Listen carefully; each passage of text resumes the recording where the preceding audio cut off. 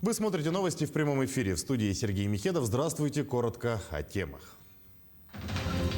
Получившим прививку от коронавируса сегодня выдадут талон на бесплатный медосмотр для водительского удостоверения. Расскажем, кто и где проводит акцию. Родной язык – это основа культуры любого народа. Об эффективных инструментах языковой политики в России, об опыте Якутии говорили на форуме в Москве. Кубок Федерации. В селе Тыккёль Татинского района стартовал республиканский командный турнир по Хапсагаю.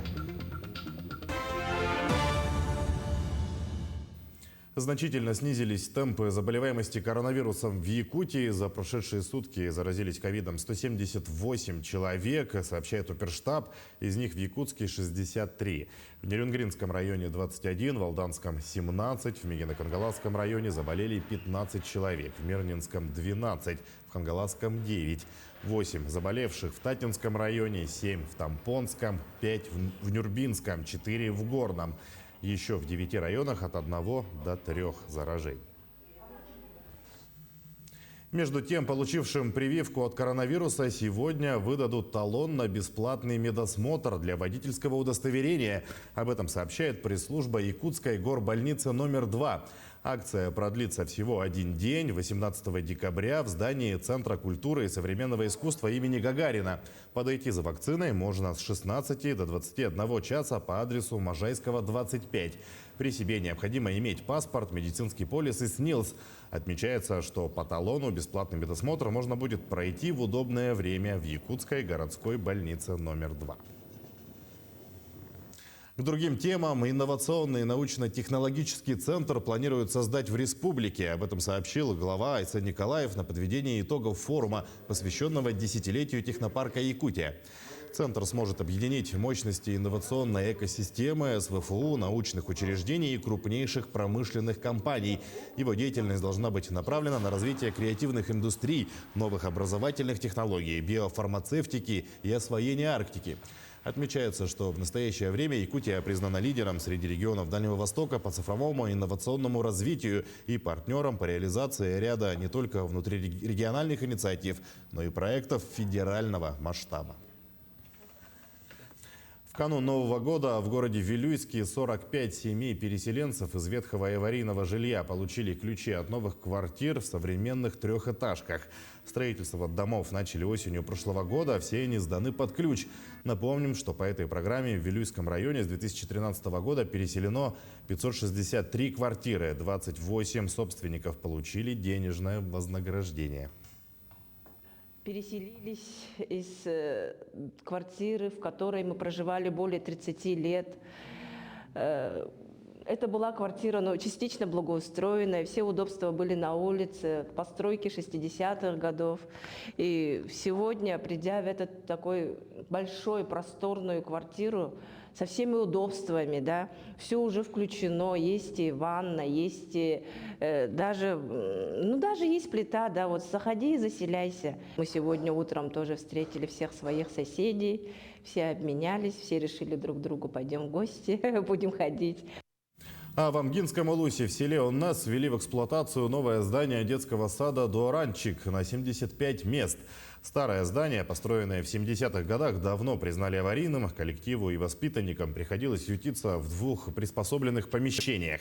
Коллектив более 20 лет добивался строительства нового детского сада и в 2019 году забили первые сваи.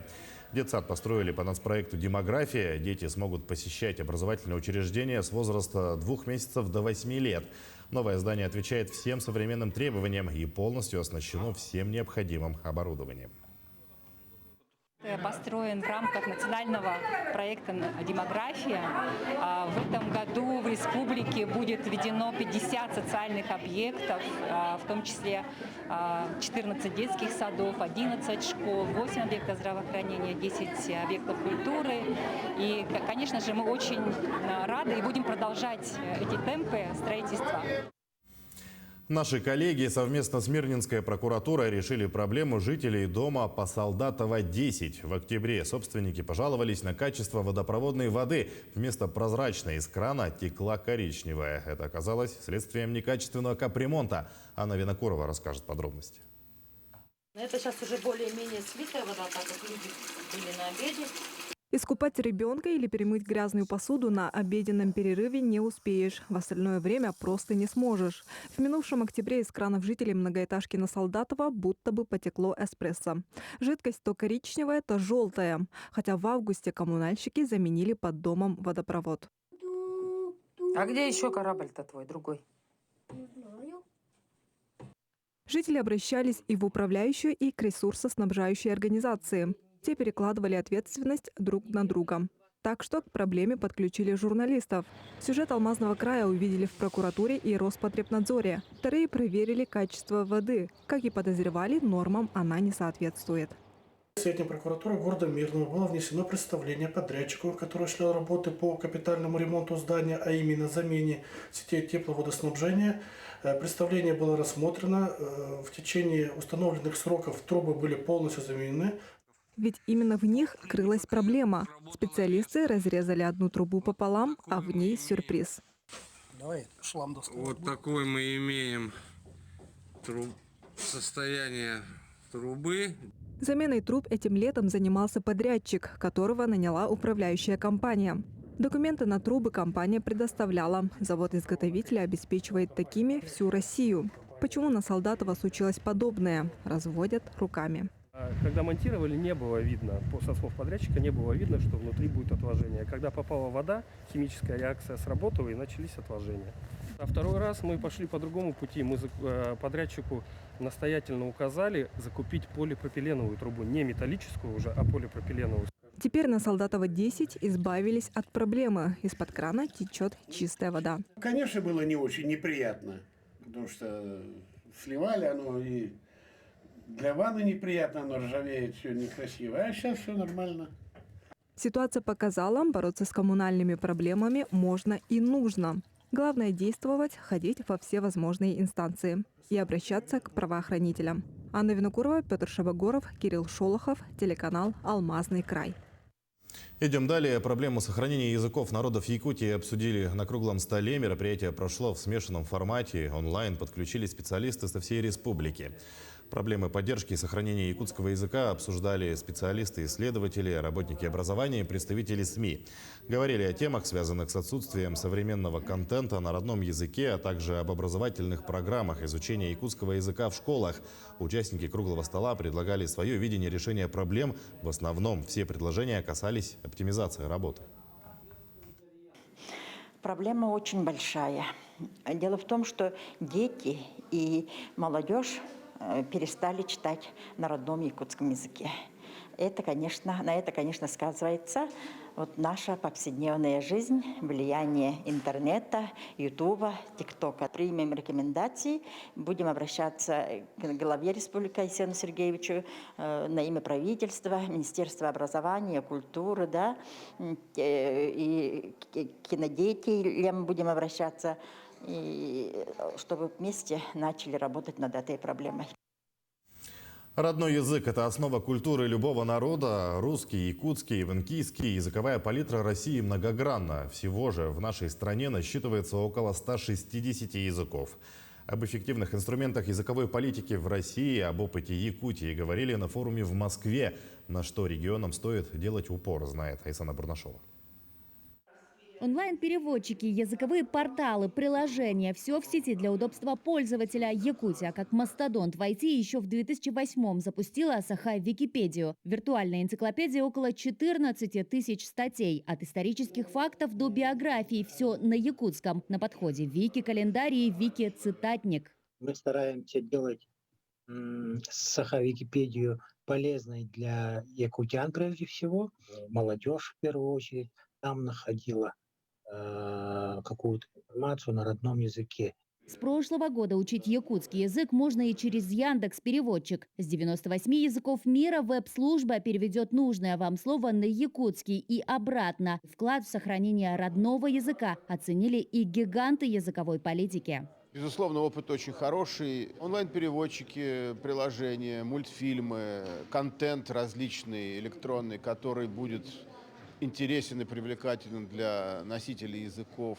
Вот все эти вещи принципиально важны.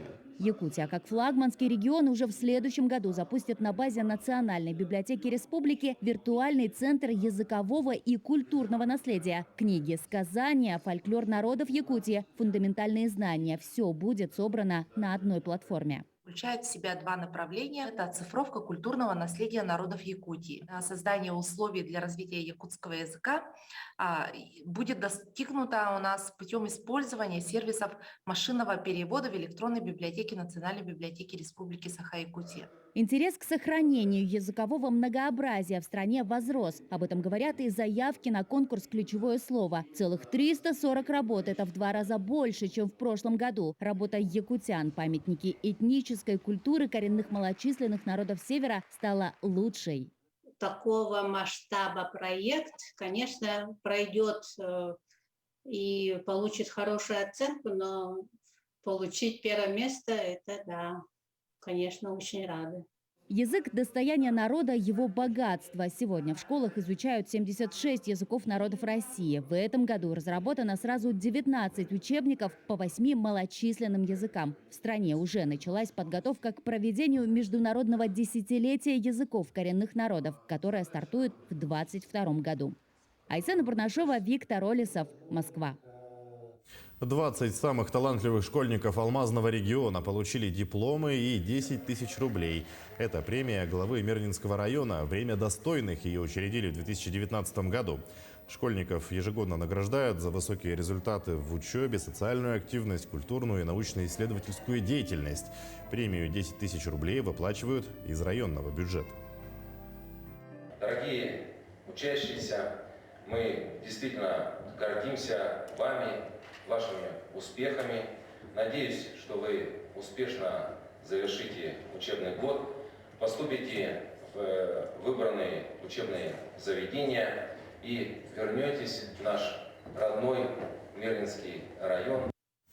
Канал НВК «Саха» начал прямую трансляцию из села Этыкёль Татинского района, где проходит республиканский командный турнир по хапсагаю «Кубок Федерации». Сегодня состоятся первые встречи спортсменов и торжественное открытие соревнований. Завтра зрители смогут увидеть полуфинальные и финальные встречи, награждение и торжественное закрытие турнира. Борьбу за главный трофей ведут 8 команд. Это сборные Верхневилюйского, Татинского, Мегино-Кангаласского, Чурапчинского, Намского, Нюрбинского, Сунтарского районов и города Якутска. Также трансляция доступна на YouTube-канале НВК «Саха». К этому часу это все новости. Увидимся чуть позже.